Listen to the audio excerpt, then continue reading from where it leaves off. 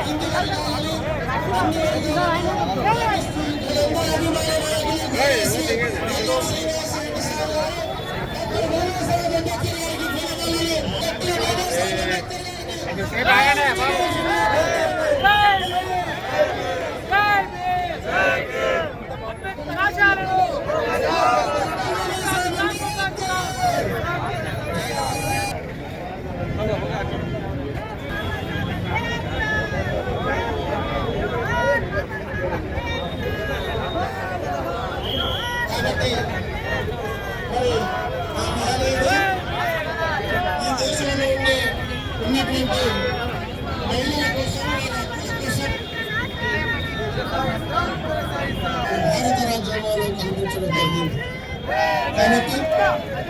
ఈ కార్యక్రమానికి హాజరైన ప్రతి ఒక్కరికి ధన్యవాదాలు తెలియజేసుకుంటూ ఇప్పుడు ఒక చక్కటి పాట మరి వినవలసింది కోరుతున్నాను.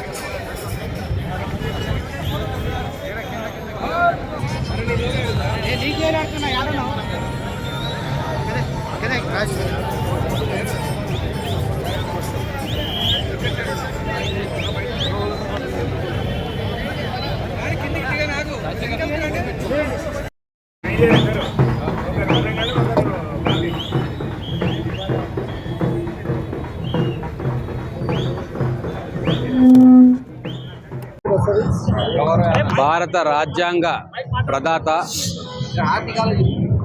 భారత ప్రజాస్వామ్య స్ఫూర్తి ప్రదాత డాక్టర్ బాబాసాహెబ్ అంబేద్కర్ గారి 134వ జన్మదినోత్సవం సందర్భంగా మహబూబ్నగర్ పట్టణమే కాదు, తెలంగాణ రాష్ట్రమే కాదు, యావత్ భారతదేశంలో ఈరోజు సంబరాలు అంబరాన్ని అంటినాయి. ముఖ్యంగా తెలంగాణ రాష్ట్రంలో ఈ పుట్టినరోజు పండుగ ఎంతో చారిత్రాత్మకమైనది, ప్రతిష్టాత్మకమైనది. భవిష్యత్తులో ఎన్నటికీ కూడా గుర్తుండిపోయే రోజుగా ఈ కార్యక్రమము జరగబోతా ఉంది. ఎందుకు గుర్తుండిపోయే రోజు అంటే, దశాబ్దాల పోరాట ఫలితంగా అందరి ఆమోద యోగ్యంతో చట్టసభలో యునానిమస్గా ఎస్సీ వర్గీకరణ బిల్లు ఆమోదం పొందింది. దాని అమలుకు ఈరోజు అధికారికంగా జీవో విడుదల చేయడం జరుగుతూ ఉంది. అంతేకాదు, సకల జనుల కులగణన చేసి ప్రభుత్వం చట్టసభల్లో దాన్ని చట్టరూపంలో తీసుకొచ్చి కేంద్రానికి పంపింది.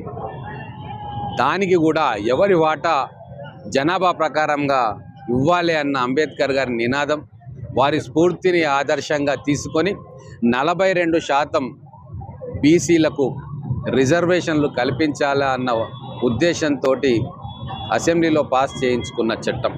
అవన్నీ కూడా ప్రజాపాలనలో మా కాంగ్రెస్ ప్రభుత్వం చేస్తూ ఉన్నది. ఈరోజు కొన్ని లక్షల మంది రైతాంగానికి గతంలో ఇబ్బందులు పడ్డరు. వాటన్నిటిని తొలగించే విధంగా కూలంకషమైన అధ్యయనం చేసి భూభారతి చట్టాన్ని తీసుకొచ్చి దాన్ని ఈరోజు ప్రయోగాత్మకంగా 3 మండలాల్లో ఇంప్లిమెంట్ చేసే సుదినం.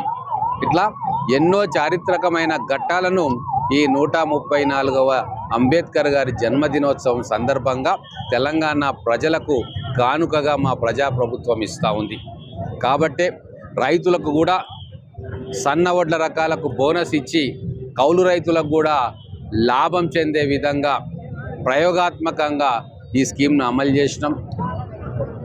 తర్వాత ప్రతి పేద కుటుంబానికి సన్న బియ్యము ప్రతి మనిషికి 6 కిలోలు ఇస్తూ ఏ పేదవాడు కూడా కాలే కడుపుతో ఉండొద్దు, కమ్మని భోజనం ప్రతి ఇంట్లో ప్రతి పిల్లవాడు తినాలి అన్న మంచి ఉద్దేశంతో ఆ స్కీమ్ కూడా ఇంప్లిమెంట్ చేసుకోవడం జరిగింది.